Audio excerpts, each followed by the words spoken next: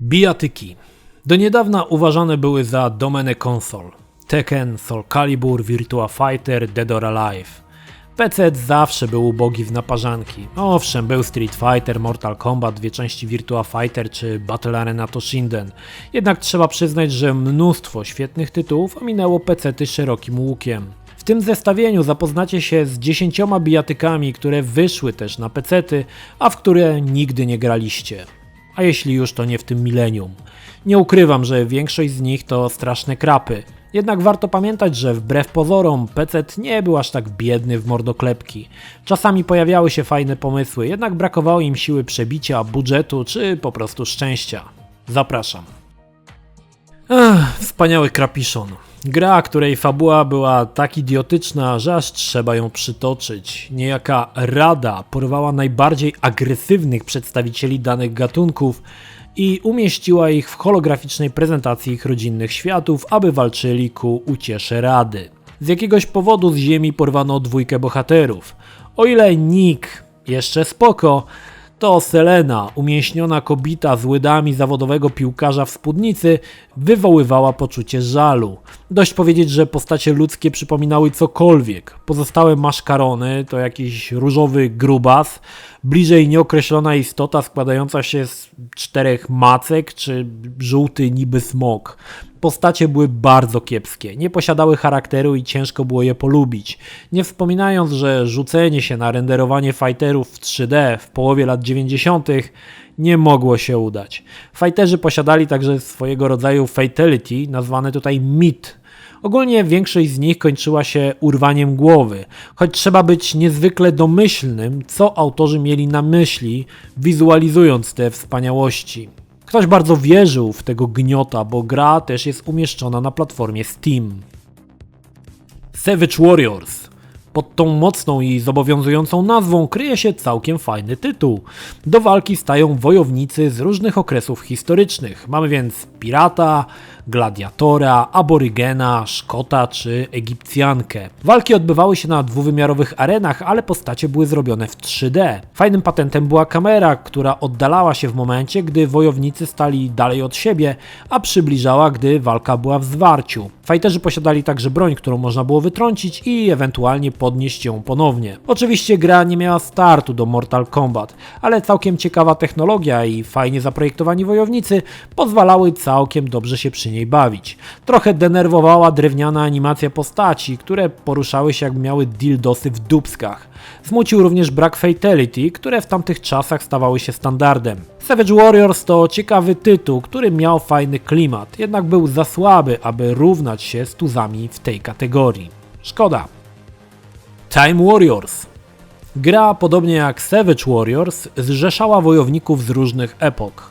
Był to taki Soul Age dla biedaków, znaczy pececiarzy. Do turnieju przystępowało 8 wojowników, m.in. Pers, którego nazwałem Sindbadem, Wiking, rycerz czy samuraj. Jeśli myślicie, że w poprzedniej grze postacie poruszają się drętwo, to tutaj widać, że każdy z fighterów nie dość, że był pokręcony przez lumbago, to chyba nie stykały mu wszystkie klepki w ośrodkach mózgu odpowiedzialnych za motorykę. Walka przypominała zawody breakdance w szpitalu geriatrycznym. Całość była przedstawiona w całkowitym 3D i podobnie jak w Virtua Fighter walka działa się na arenie, z której można było spaść.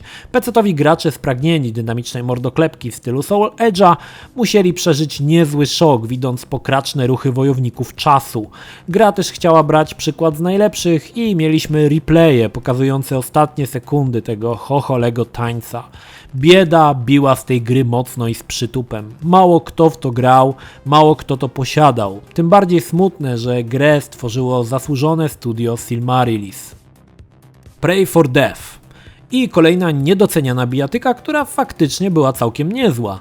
Tym razem do walki stawali wojownicy, którzy już strzelili kopytami. Turniej organizował sam Szatan, pan zniszczenia, gwiazda zaranna, no już sami wiecie. Nagrodą było przywrócenie do świata żywych. Ekipa bijaczy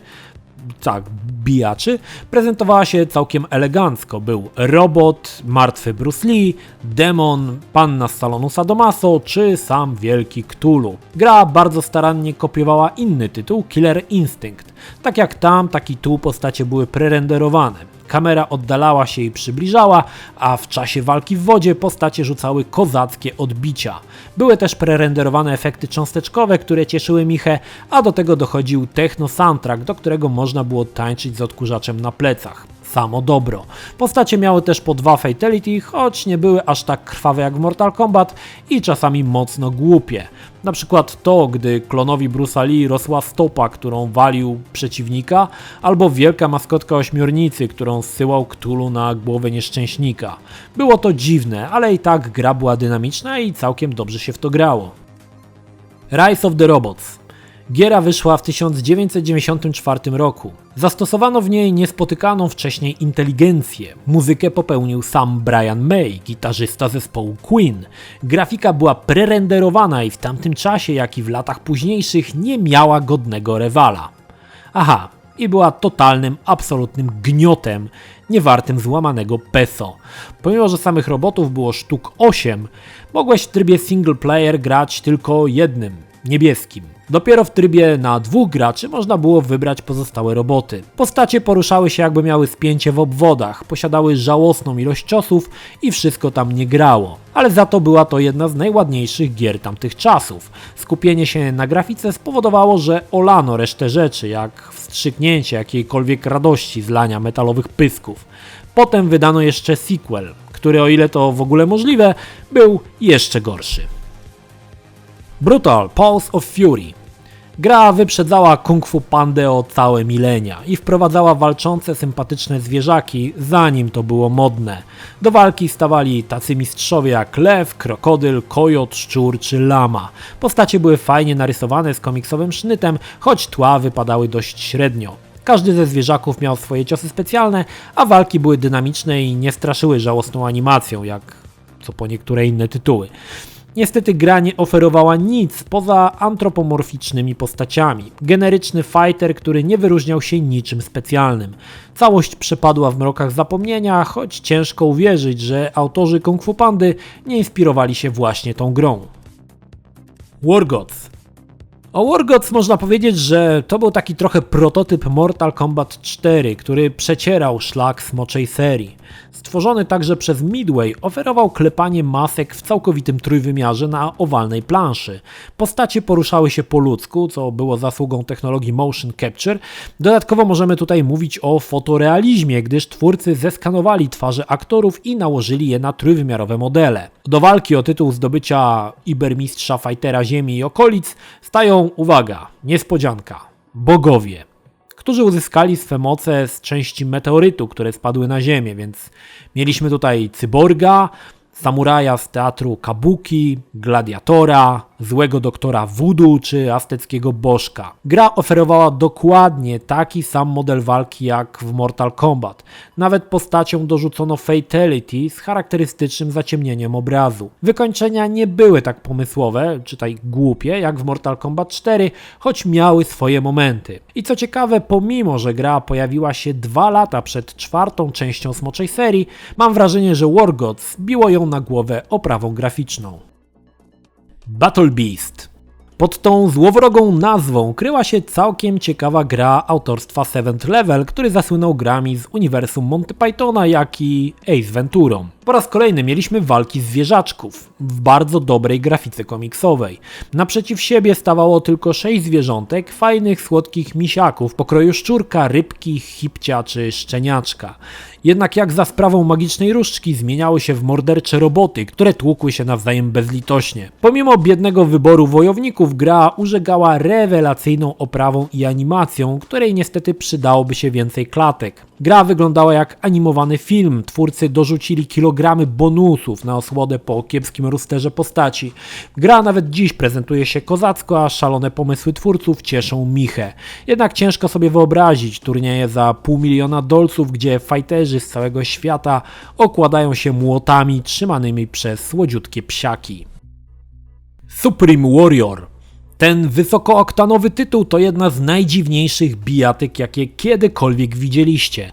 Nie dość, że w konwencji filmu interaktywnego przywołującego na myśl kino kopane z Hongkongu z lat 70., to z perspektywy pierwszej osoby. Mało? Słuchajcie dalej.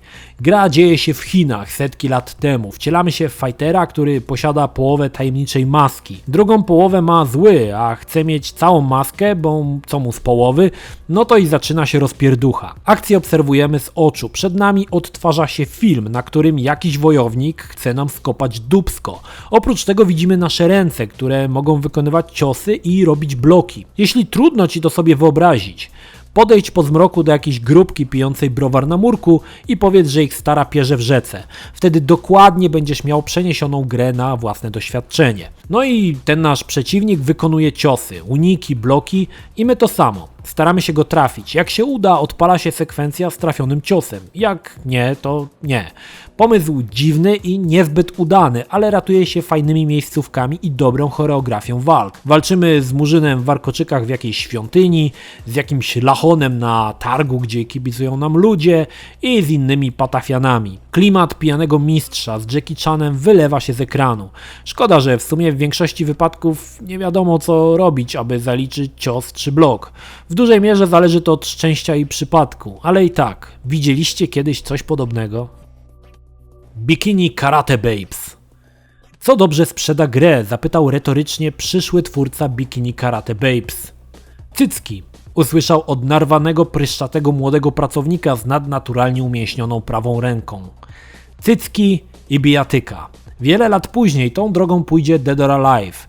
A tymczasem Bikini Karate Babes chciał zabrać kawał tortu wysmażonego przez Mortal Kombat. W grze wcielamy się w jednego z kilku lachonów i stajemy do walki naprzeciw innych lachonów, które to lachony są ubrane w bikini. Dziewczyny są takie se.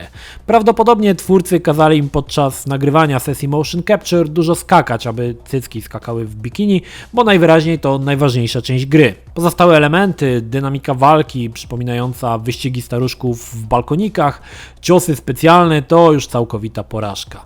Warto wspomnieć o wojowniczkach, więc jest na przykład Wenus, która ciągle wietrzy pachy, Sedna, która najwidoczniej bardzo lubi ziemniaczki w każdych ilościach, jak i nakładanie zbyt dużo samoopalacza na twarz, anorektyczna Lucina, której najwidoczniej ta wcześniejsza zjadała wszystkie ziemniaczki, czy Aida, która najwidoczniej nadepnęła na jeżozwierza. Ciężko powiedzieć, co przyświecało twórcom tej gry. Chyba tylko to, że na castingu chcieli za darmo popatrzeć na cycki dziewczyn, które w większości chyba wyciągnięto z jakichś warzywniaków czy mięsnych. Jeśli myślisz, że kupując tą grę zobaczysz choć raz gołego cycka, to srogo się możesz przeliczyć. Lepiej kup piersi kurczaka w Lidlu za 7,59. Będzie z tego więcej pożytku.